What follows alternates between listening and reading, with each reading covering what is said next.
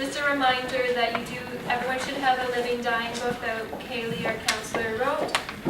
And that's your most in-depth, rich resource around children's grief. It touches on development and communication. It's a wonderful book. And if you've lost your copy, it's now online as a PDF at the www.tlc. They have that sent them. Yeah. You guys all have the link. Phew! I don't know exactly where it is. Okay, so we're looking at grief at camp, but this applies to grief in general for children and a lot of it for adults as well. So a big thing to calm some nerves and to help you establish your own boundaries around how you'll work with the kids is that we're not a camp that's doing therapy. We are a therapeutic camp. A lot of population-specific camps, they're more recreational. Their focus is to give the kids a chance to escape the hard things or the things in their life that they're struggling with. We're facing those things head on. So we talk a lot about grief. We create a lot of opportunities for kids to explore their grief, their memories, to talk about their person. We have a lot of group rituals, which we went over with the new volunteers this morning a little bit, and returning, the rituals that happen at camp. And the difference is we're not trying to fix anything or sit and talk through in detail a problem. We're trying to create an environment that is helpful. Is that good? Yeah. I asked my eye doctor, I'm like, I feel like I'm getting to that point where I need those things. I can't read it. But he said I did. Okay, so you've The done second point, it's done fuzzy. it. So the second point is max Yes, EG. so we talked about, this is going to be a long session. We're going to have to move me. I'm going to Shake this up. Okay, so the max and B team, we've talked about this, and those of you, I'm going to stop saying this. So you know what you know and you know what you don't know. But we can't say it enough, and we would love your feedback because we've had challenges every year with volunteers feeling like it's a burden or that they should be able to handle any difficult behaviors or difficult emotional things that kids are struggling with on their own. The staff specifically, are not assigned to any specific activity, so we are available. The team is eager to help, eager to talk things through with you. Even if you're feeling, I don't know if I'm, even if it's a question of, I don't know if I'm doing this right, I don't know if I'm doing a good job, I don't know if I'm being helpful, Johnny said this and I said this, was that wrong? We're here just to talk that stuff through. And if if it's something that's really feels urgent and you need to leave your group, that Jordy will go over the ratio rules for this year. They've changed in the last couple of years. We'll find a way to make that conversation available to you. Does anybody have any recommendations of how things that might be barriers and things we can do to facilitate opportunities and encourage reaching out for support?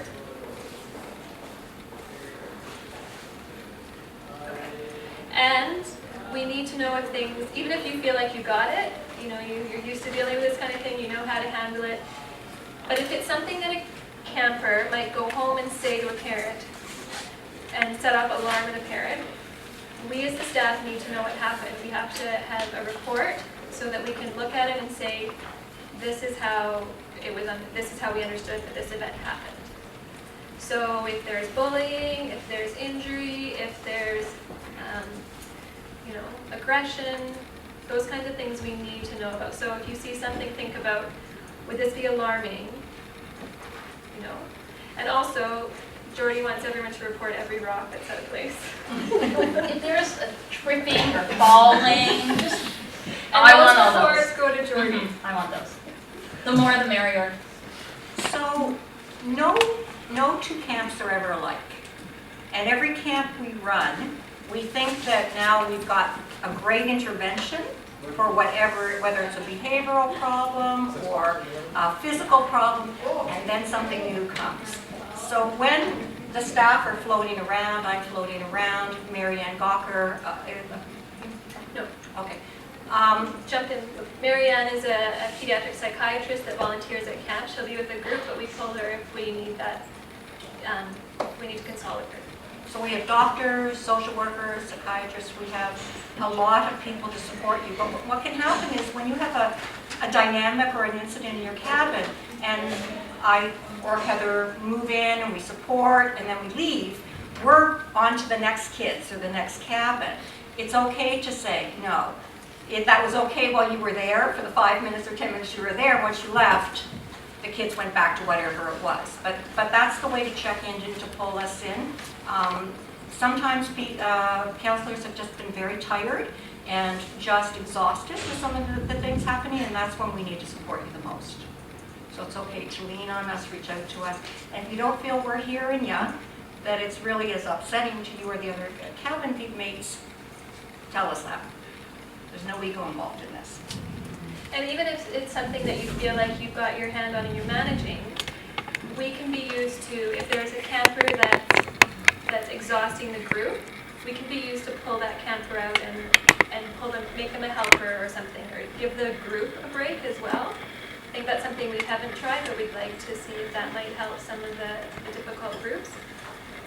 And we always hope that every group is going to be smooth and easy relationships and no challenges, but they're kids, and they're kids that are dealing with a lot, and they're kids that we're asking to tune into some really hard and heavy feelings. And it's not unusual to see kids act out more than they usually do, or get more quiet, or a number of different things. So we'll talk a bit more about that. This is a great quote, and it's from a lady in the UK who runs a great organization called Winston's Wish.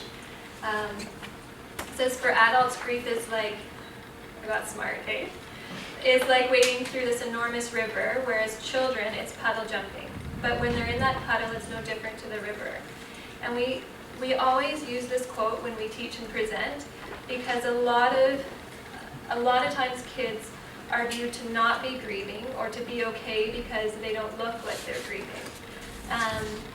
So that doesn't mean that there's not a lot going on inside a kid. And also there's been concern about, so camp is programmed to go from grief to fun to grief to fun.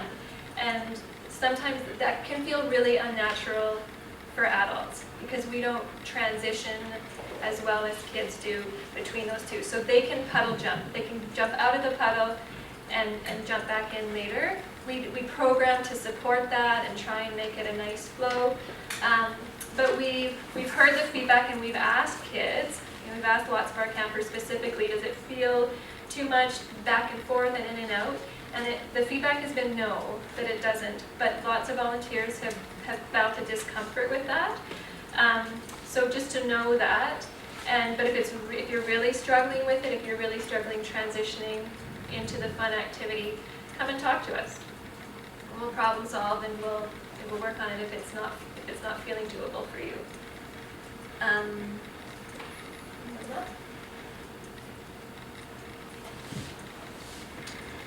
So this is something called Feed the Need, and it's a really nice way to summarize kids' grief. And it's a nice way to think around how the needs associated to how it feels, and that things can look different than they feel. And also what you can try to embody and what you can try to create if you see a need. So for kids that are feeling helpless, that's very much connected to security and safety, as well as kids that are feeling vulnerable. So we'll talk more about how we support and how we create these environments. But the three most important things for a child to thrive are safety, security, and love. And we know that kids can go through very difficult things if they have that in their life. So making those things a focus of camp, especially safety and security,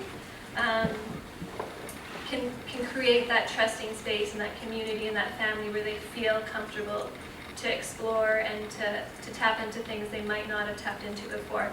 We've had a lot of feedback from parents and from campers who said, I didn't cry since my mom died 2 years ago. And camp is the first time that that I cried, and it was just the space, and it just came. And lots of parents say, Sarah hasn't talked about any of this since her brother died, and she came home and I couldn't even get her to slow down. She had so much to share. So that space, and that, I think, to be mindful of creating that for kids and meeting those needs. Lonely and alone is a really big feeling for bereaved kids, and it's one of the primary reasons that camp is magical. The first day we do a game called When the Wind Blows, and we start it with fun stuff like who loves chocolate and that kind of stuff, and you identify yourself and move around based on what statements are true for you, and then we go into the harder statements, who's had a brother die, who had, someone die from suicide. And the kids are able, and it's amazing, and you watch them, and they're so focused on who's moving, and they're flagging, and they're identifying, and they're watching those other kids throughout the weekend. And we hear that a lot from the caregivers when we're doing the intake. But I'm worried, is there going to be another kid that's had this happen, because we've never met another family. And Charlotte's been doing most of the intakes, and we're hopeful, and it's looking like this year that there pretty much is someone that another kid can identify with the nature of death or the relationship. And that's one of the reasons that we talk about equality for campers. So there will be kids that you connect with naturally, that you just are like, oh, as another human, I just really enjoy this kid, and you might be drawn to playing with them a lot and spending more time with them, but we need you to be mindful of how every kid in your group is feeling. Even so, kids sitting on your lap to try and say, I'm sorry, I don't have a lap big enough for 6 of you, so we're just all going to sit on the grass because I want to be fair to everybody. Stuff like that. And there was one little guy one year that challenged us all on that. He was just ridiculously adorable, and but our volunteers excelled.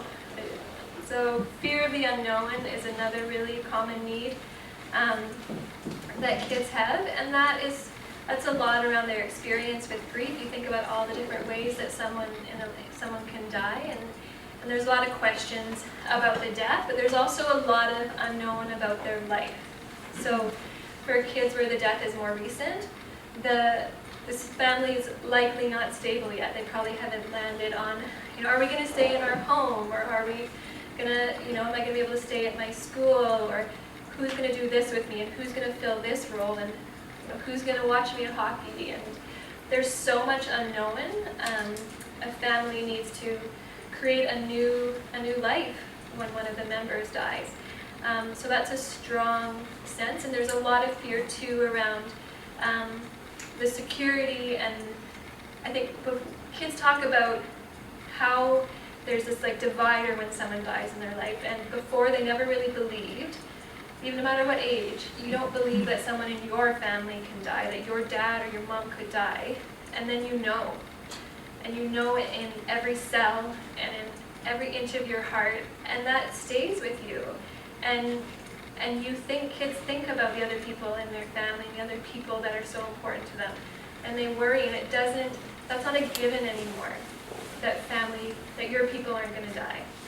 And if anything, it's your people will die because they have. So there's a lot of unknown in their life. So as much as we talk to caregivers about creating familiarity. Routine is so important following a death, and when things are stressful for kids, to not change as much as possible. So we have a schedule, and you might find that some kids are really need to know what's going to happen next, more so than maybe you've been used to being around other kids. So just humor them. And so we put schedules everywhere, and at every meal we talk about what's happening next and next steps, and we try to really let the kids feel like they have a picture of what the weekend is going to be like. And that's part of why we have Meet the Camper. So when they come on Friday morning, they're not walking into a situation where they aren't familiar with you. They'll know you, they'll know the kids they're going to be spending the weekend with. The parent, the caregiver knows you, they've met you at Meet the Camper.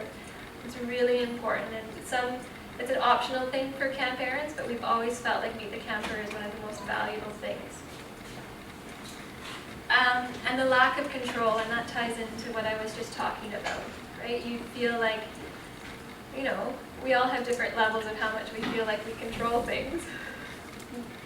Me, maybe, I think I control more than I do, but, or I try to. That really is triggered for kids when they're in hard places and have strong emotions and when they're grieving. And we know that grief is a ton of different feelings, and that's how we talk about grief.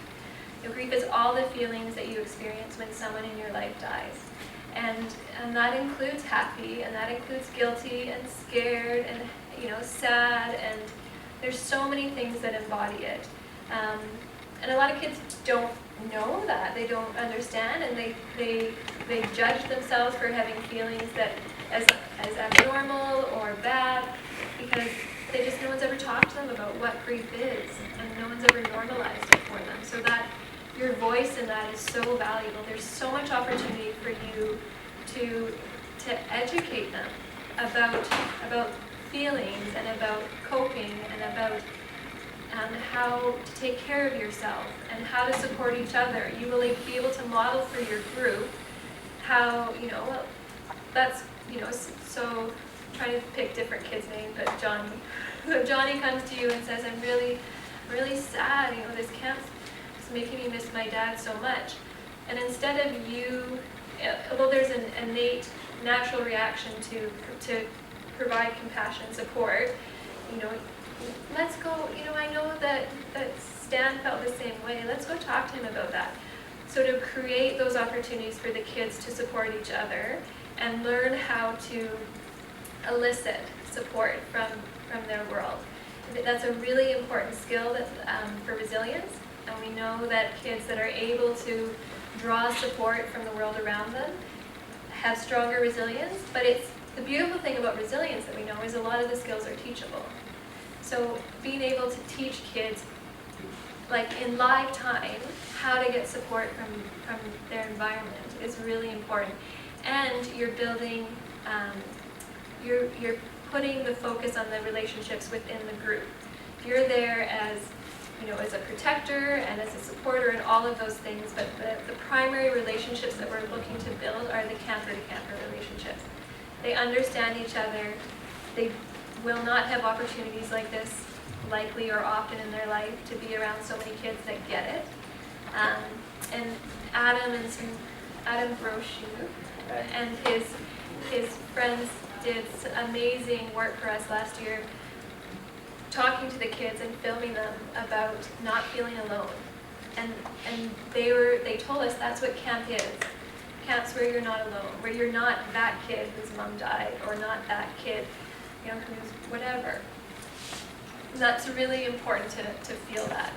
And they almost get some enjoyment when, you know, when they find out that someone hasn't had, you know, that, I'm not